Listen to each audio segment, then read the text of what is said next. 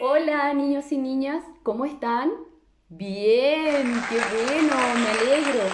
Hoy caracterizaremos a algunos pueblos de la zona austral. Por ejemplo, aprenderemos sobre las bandas canoeras como los chonos y los cahuéscar. Y además aprenderemos sobre bandas pedestres como los selknam y los aoniken. De esto y mucho más en la siguiente cápsula de historia. Lo primero que aprenderemos sobre estas bandas canoeras o bandas pedestres es dónde se ubicaban. Para eso, veamos en el mapa. Los chonos habitaron las islas y costas entre Chiloé y el Golfo de Penas. Los alacalufes o cahuéscar habitaron en el sector de islas y canales desde la península del Taitao hasta el estrecho de Magallanes. Los onas o selman ocuparon la zona norte de la isla de Tierra del Fuego y los tehuelches o aoniquén habitaron la zona cordillerana y patagónica desde el Golfo de Reloncaví hasta el estrecho de Magallanes. Comencemos. Los chonos es una banda canoera de la zona austral, ¿cierto? ¿Qué quiere decir que fueran bandas canoeras? Quiere decir que eran un grupo de familias que no superaban las 30 personas y que se trasladaban en canoas. Otra característica importante que tienen los chonos es que eran nómades. ¿Recuerdan esa palabra? ¿Qué significaba? A ver, muy bien. Cuando hablamos de que son nómades, quiere decir que se trasladan de un lugar a otro. Ahora, ¿por qué decimos que son bandas canoeras? Porque ellos utilizaban una barcaza bien particular para trasladarse, para cazar. ¿Ya? Esta se conoce como dalca, ¿cierto? Son uniones de tres tablas, ¿cierto? Muy grandes, que están cubiertas con grasa de lobo marino. Ahora, si ustedes quisieran verlas, las pueden ver. ¿Saben dónde? En el Museo Juan Pablo II de acá de Puerto Montt. Otra característica de este pueblo tiene que ver como su vestimenta. Ellos utilizaban una especie de tejido con la piel del guanaco, ¿cierto? Con el pelaje del guanaco que les cubría los hombros y la espalda. Y además usaban un taparrabo. Estos pueblos se caracterizan porque eran recolectores y mariscadores, pero además eran cazadores y cazadores de marinos. Qué interesante, ¿verdad? Avancemos al siguiente pueblo. Bueno, ahora les voy a hablar sobre los cahuéscar o alacalufes, ¿ya? Ellos también eran una banda nómade y canoera, ¿ya? Se trasladaban, ¿cierto?, de un lugar a otro en una canoa que era construida con corteza de árbol. Y ellos tenían una particularidad bien interesante. Siempre en el centro de su barcaza tenían una fogata. ¿Cómo lo hacían para que no se prendiera la canoa? Bueno, en realidad ponían musgo y tierra y sobre ese musgo y tierra prendían fogata con palitos de tepú.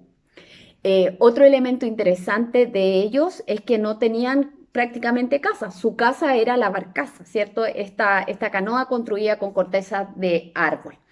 Otro elemento importante es que casi andaban desnudos. Entonces, para cubrirse del frío, imagínense ustedes acá en el sur con el frío que hace, lo hacían con grasa de lobo marino. Eh, Hay algo que es una característica bien particular y que me encanta y me llama mucho la atención, es que los hombres prácticamente no sabían nadar. ¿Quién eran las que nadaban y las que buceaban? Eran las mujeres. Las mujeres se sumergían en el mar casi 9 metros de profundidad para recolectar mariscos y todos los productos marinos. ¿Cómo lo hacían los hombres? Bueno, los hombres pescaban y cazaban desde los roqueríos. Interesante esta banda, ¿verdad? Vamos a la siguiente. Bueno, otra de las bandas interesantes que vamos a aprender de la zona austral son los Onas o también llamados Selknam. ¿Qué características tenían ellos? Que si bien eran nómades y eran una banda, a diferencia de los pueblos anteriores, no eran canoeros, sino que eran una banda pedestre, porque en realidad no andaban en barcazas, sino que se trasladaban de un lugar a otro caminando. ¿Qué podemos decir de ellos? Su vivienda era un toldo cónico, ¿cierto? Que estaba construido con ramas y estaba cubierto por la piel de guanaco. Y se vestían también con la piel de guanaco, así como los vemos acá. Cazaban guanacos, cazaban zorros y otros roedores. Y pescaban también, pero lo hacían solamente desde la orilla. Una característica cultural de ellos bien particular es un rito de iniciación conocido como Ain. ¿Qué significa este rito o qué importancia tenía para esta banda? La verdad es que este es un rito de iniciación. Cuando los niños dejan de ser niños y pasan a ser adultos, se hacía este rito donde se les invitaba, se les convocaba a los niños y se les enseñaba y se les instruía sobre costumbres, sobre tradiciones, sobre normas morales y tácticas en caso de alguna situación en particular. Bien interesante. ¿Qué les pareció? Vamos a la última. Bueno, y por último, ¿cierto? Los tehuelches o aoniken eran también bandas nómades, ¿ya? Y eran bandas nómades pedestres. Es decir, sí, se trasladaban caminando de un lugar a otro.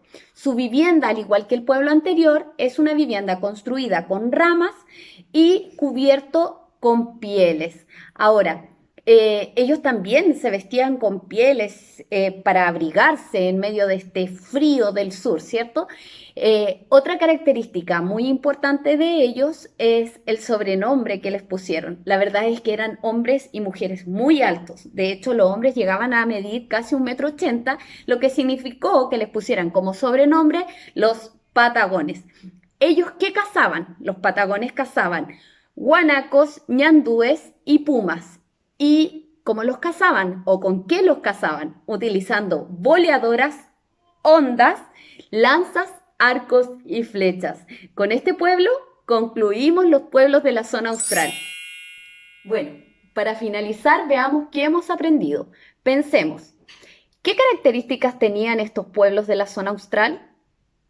Muy bien, eran bandas y eran bandas nómades. ¿Cómo se clasificaban?